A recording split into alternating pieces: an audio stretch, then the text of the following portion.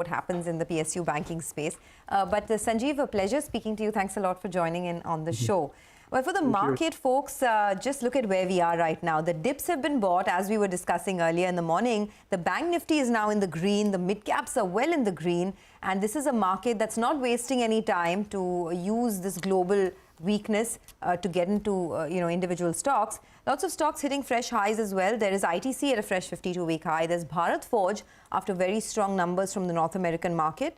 There's something like a Tube Investments and Torrent Pharma as well. That's at a fresh high. But let's talk about consumption, because Varun Beverages posted a very strong set of earnings. The revenue growth was up 32% this quarter. The company's internals also looked very strong. India organic volume growth rose 22%, and the international business is seeing a volume growth of 31%.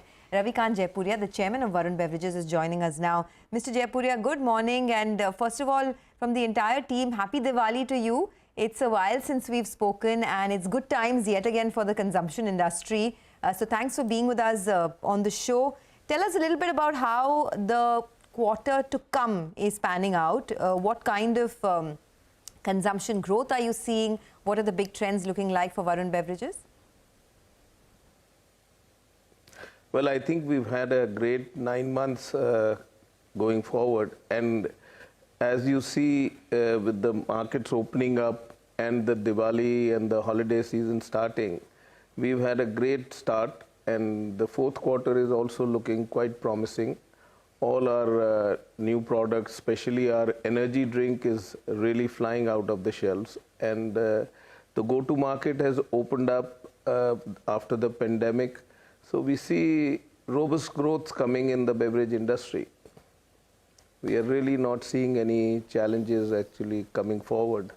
No, got that. Mr. Jaipuria, it's good to speak with you. Thanks very much for joining us. Prashant here. What about competitive intensity, sir? Hi, we are seeing some very large players entering the segment, reviving old brands.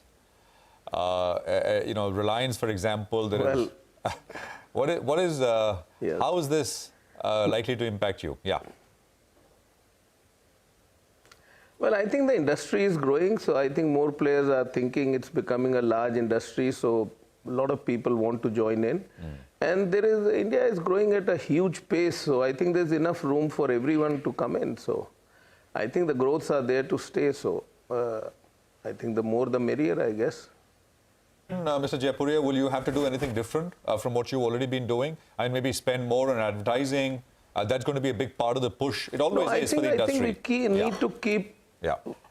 Well, I think we need to keep on having new innovations, having new products, make sure our go-to-market keeps increasing, our chilling equipments keep on increasing. And I think it's basically, India is still so much room to grow that it's basically how far can you keep going in the interiors. And with the power situation improving, there is only the sky the limit. Actually, it's just how much you can improve your distribution.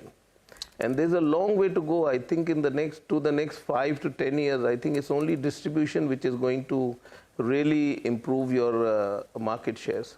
Hi, Mr. Jaipuria. Good morning. This is Nigel on this side. I'm looking at Sting. Hi, Nigel. That product has clearly done very, very well, and it's contributing, I think, roughly around 9% of the domestic volumes as of last count.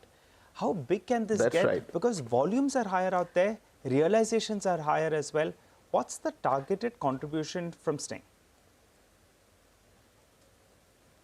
Well, we are looking at hopefully around 15% next year. So Sting can be, and also energy drinks are becoming large worldwide, and energy drinks are becoming close to 14-15% of the total industry portfolio. And so there is a huge room still for Sting to grow. Will it be 14-15% of our portfolio, or will it be larger? How the competition is going to react or able to bring new products against it, that has to be still seen.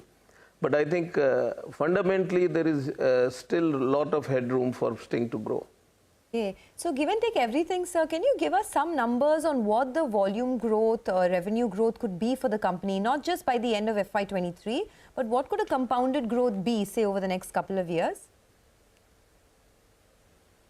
Well, I've always said we don't want to give exact numbers, but I think double-digit growths look very possible, and we definitely believe we should do better than that. Okay, so double-digit growth is what you're talking about, not just for FY23, but FY24 as well? That's right. That's what we are looking at. Can you quantify it a little more for us? I mean, the organic growth for you in the India business has been over 20%. So, you know, will it be as strong as that? Can you do better? Well, I wish we'll keep trying, but I would only like to commit double-digit growths look pretty reasonable and doable, and better than that, we'll always keep trying. Mr. Jayapura, just to clarify, Sting will contribute, the target is 15% of your domestic volumes. Is that correct? That's right. That's what normally the energy market is. If you look at around our countries, even Pakistan, Vietnam, you know, so this is what the energy drink portfolio is. Yeah. All right. So, you know, Mr. Jayapura, I ask you that because that's better realizations, right? That's positive on the margins. Now, we have seen input costs cooling off. Resin prices as well have been cooling off. Is there an upside risk to the margins from here on? Do you see margins improving because you're guiding for good growth on the top line? I think we better product mix as well, and volumes will spike up. Go ahead, sir. Well, we are one of the highest margin players in the world, and I think to expect better margins than what we are getting will be really asking for too much. If we can sustain these margins going forward, we should be quite happy. I mean, we are one of the largest and the highest margin players in the world, in the people who are listed. Absolutely. I guess in a challenging market like this, to have 22% margins is no mean feat. I take that point entirely. Just to tell us a little bit more about market share, what's the current market share of PepsiCo in India and what's the target like? Well, the exact market share we haven't received yet, but we are still a second player. Coke is a dominant player, and we are the second largest player in the country. All right, Mr. Jayapura, thank you very much. Great speaking with you, and I appreciate you joining us on the program today. I look forward to speaking with you again.